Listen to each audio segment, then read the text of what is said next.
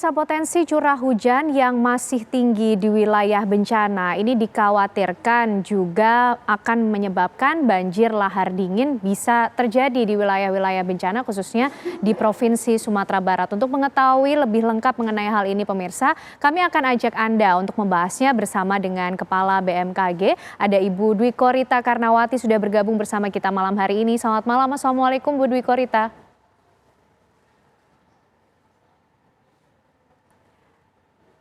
Baik, kami belum bisa mendengar suara Bu Dwi Korita. Mohon maaf Bu, mungkin bisa. Waalaikumsalam Oke, baik. warahmatullahi wabarakatuh. Selamat malam. Iya, selamat malam Bu Dwi Korita. Bu, pertama mungkin kami ingin mengetahui lebih dahulu. Peringatan dini dari BMKG mengenai potensi curah hujan yang masih tinggi di wilayah bencana seperti khususnya di Provinsi Sumatera Barat ini bisa dijelaskan seperti apa Bu Dwi Korita?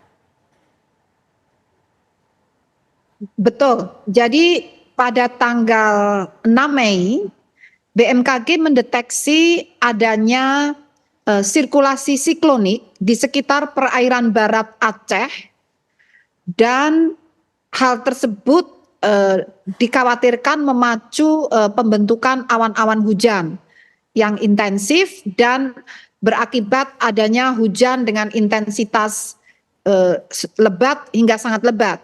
Oleh karena itu BMKG sejak tanggal 8 Mei, 7-8 Mei mengeluarkan peringatan dini yang berlaku untuk tanggal 9, 10, 11 Mei adanya potensi hujan dengan intensitas lebat dari sedang, lebat hingga sangat lebat. Dan diprediksi terjadi di Sumatera Barat di beberapa kecamatan termasuk yang berada di Kabupaten Agam, Tanah Datar, dan Padang Panjang.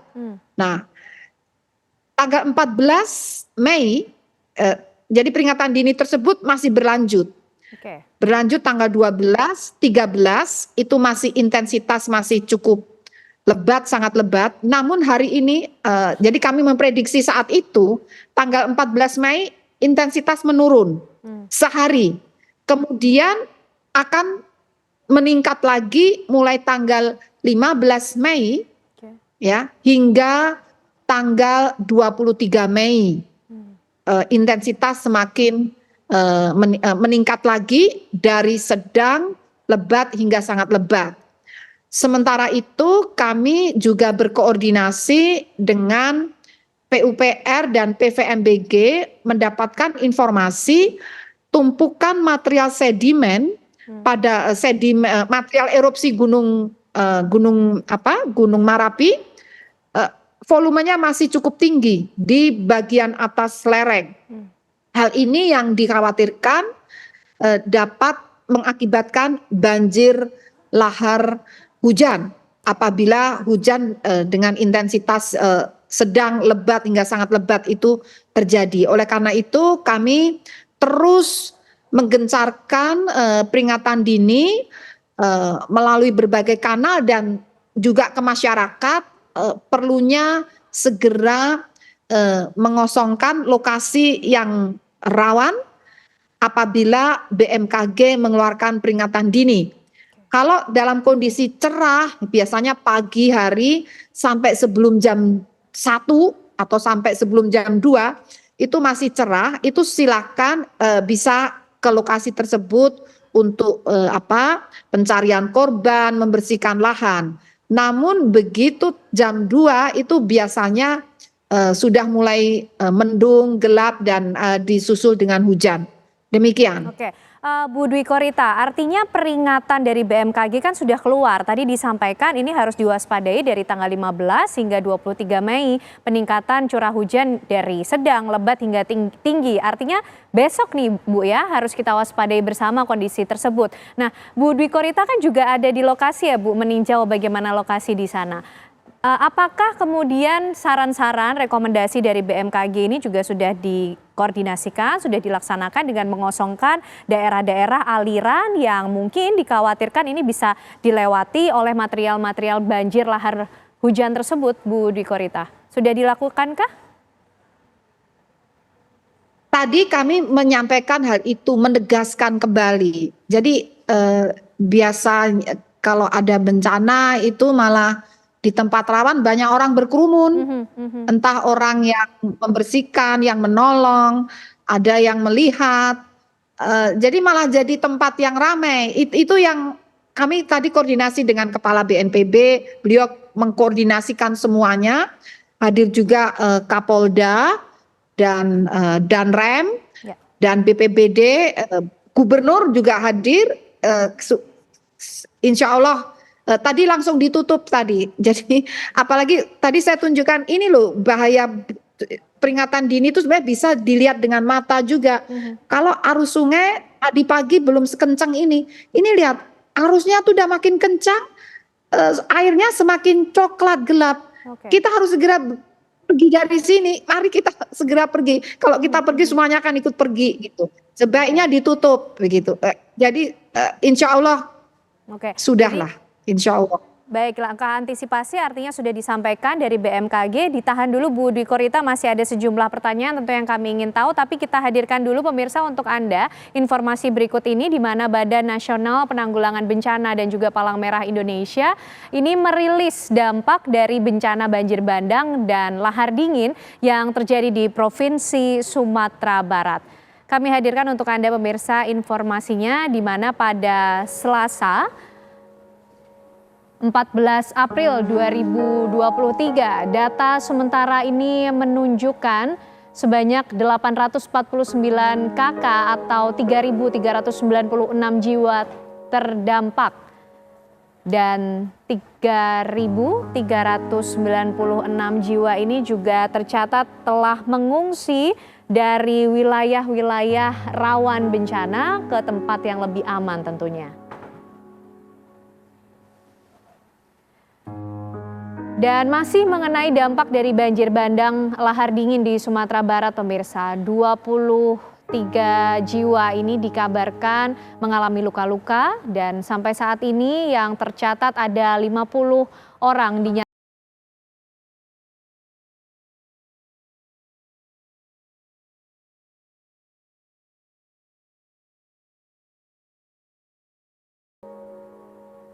sampai saat ini pemirsa 27 jiwa masih dinyatakan hilang dan tentunya masih dalam proses pencarian. 148 rumah mengalami rusak berat.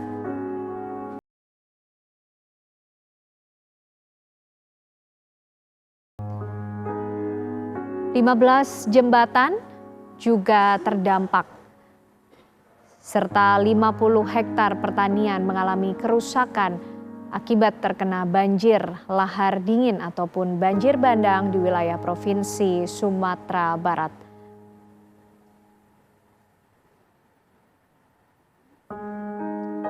Tidak hanya itu pemirsa, 5 sekolah dan juga 11 rumah ibadah ini terdampak banjir bandang. Ada yang hancur, ada pula yang mengalami kerusakan.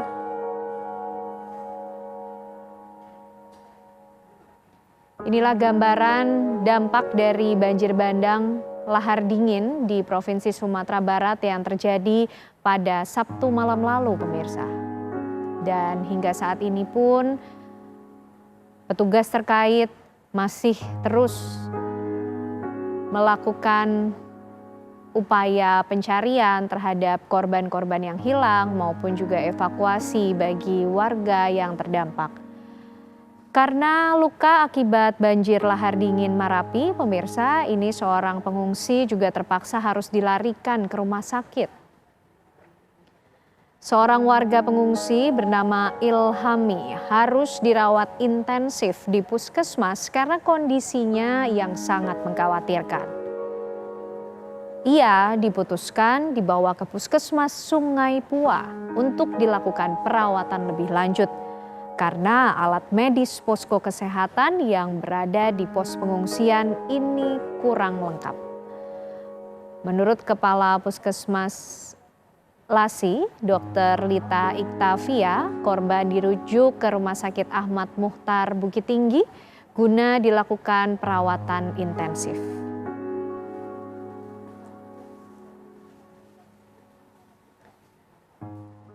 Baik, kembali kami ajak Anda pemirsa berbincang dengan Bu Dwi Korita. Bu Dwi Korita, kalau dengan peringatan dini dari BMKG, curah hujan yang masih tinggi, tadi juga sejumlah rekomendasi saran sudah disampaikan kepada pihak-pihak terkait lainnya. Adakah kemudian juga skenario atau skema rekayasa cuaca mungkin Bu yang bisa dilakukan, mengingat kalau sampai saat ini pun kan upaya evakuasi, upaya penanganan dan pencarian korban juga masih sambil terus berlangsung, Bu Dwi Korita? Betul sekali Mbak Kenane, jadi kami berkoordinasi dengan BNPB, besok mulai melakukan operasi modifikasi cuaca dengan tujuan untuk berupaya mengurangi intensitas hujan agar bisa memperlancar proses pencarian korban dan normalisasi lingkungan ya, karena perlu ada perbaikan jalan, penguatan lereng sungai, itu akan sulit untuk dilakukan bila kondisi hujan. Demikian, jadi kami menyiapkan kurang lebih 15 ton garam untuk melakukan pengendalian awan-awan itu. Kemudian kami merencanakan setiap hari akan dilakukan 3 sorti penerbangan, paling tidak selama 5 hari. Kemudian akan kami evaluasi. Oke. Nah Bu, dengan kondisi saat ini seperti yang juga mungkin sudah disaksikan sendiri oleh Bu Dwi Korita di lapangan, lalu hal-hal apa saja yang perlu untuk diperhatikan Bu, baik dari petugas terkait maupun juga bagi warga, mengingat potensi curah hujan tinggi yang masih juga harus diwaspadai dengan adanya, kita tidak berharap, tapi kita harus waspada terhadap banjir lahar dingin susulan yang bisa saja terjadi. Potensi banjir lahar dingin susulan memang kami sampaikan kepada masyarakat agar mewaspadai potensi tersebut dengan cara terus memperhatikan peringatan dini yang disampaikan oleh BMKG, dan kami juga peringatan dini itu dengan tidak hanya melalui media-media yang biasa kami sampaikan, juga di lokasi kami sampaikan juga peringatan tersebut. Di posko itu kami pasang ya peringatan dini tersebut agar masyarakat yang berada di lokasi di posko itu juga mengetahui, dan pihak-pihak yang berwenang ikut menyebarluaskan. Kami bekerja sama juga dengan Polda, dengan Babinsa ya, dengan berbagai pihak, dan tadi kami juga menyarankan ada pengawas atau pemantau sungai, karena sebetulnya masyarakat juga bisa melihat apabila air sungai ini mulai keruh dan kecepatannya mulai meningkat, sebaiknya segera meninggalkan lokasi bantaran sungai, apalagi di lembah aliran sungai. Demikian, jadi ada koordinasi terutama untuk peringatan dini dan menghindar dari daerah yang berbahaya. Demikian. Baik, itu tadi poin-poin penting yang harus dicatat dan diwaspadai bersama. Terima kasih Bu Dwi Korita Karnawati atas penjelasan dan informasinya. Tentu kita ikut berdoa dan berharap penanganan yang terbaik dan optimal untuk bencana di sana. Terima kasih Bu, selamat malam. Terima kasih, selamat malam. Assalamualaikum. Waalaikumsalam. Ya pemirsa, kami masih akan mengajak Anda untuk melihat, memantau bagaimana perkembangan penanganan terkini bencana banjir bandang yang terjadi di Provinsi Sumatera Barat usai jeda.